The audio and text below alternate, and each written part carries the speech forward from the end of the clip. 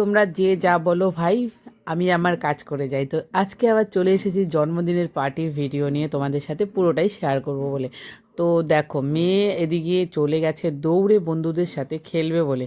আর ওদেরকে পেয়ে এত আনন্দ, দেখো কীভাবে দুষ্টুমি করছে। আর এই যে সাদা ড্রেস পরেছে সাদভিক, ওরই বার্থডে ছিল। তো এটা ছিল 7 ইয়ার্স কমপ্লিট হলো ওর বার্থডের আর কি। তো এখানে চলে এসেছি সবাই মিলে আনন্দ করবো বলে। আর কেকটা কাটা হয়ে গেছে, আমি একটু মিস করে গেছি কারণ একটু লেট হয়ে গিয়েছিলো আমার। তাই আমাকে বলছিল যে এত লেট করে কেন আসো তুমি।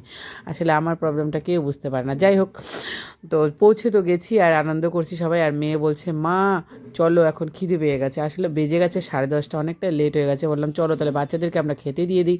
আর এখানে চলে এসেছি খেতে দিতে। আর বাচ্চাদের জন্য ফেভারিট জিনিস হচ্ছে পনির। আর সেটা নাকি আমার মেয়ে একদমই খেতে চায় না। পনির আর চিকেন, চিলি চিকেন, এটাও আমার মেয়ে খেতে চায় না। তো যাই হোক, ওর ফেভারিট ছিল ফ্রাইড রাইস, সেটা তো পেয়েছে। তো পনির দিয়ে কিছুটা আমি খাইয়ে দেবো বলছে, না আমাকে খাইয়ে দিতে হবে না, ওদের সাথে একাই খাবে।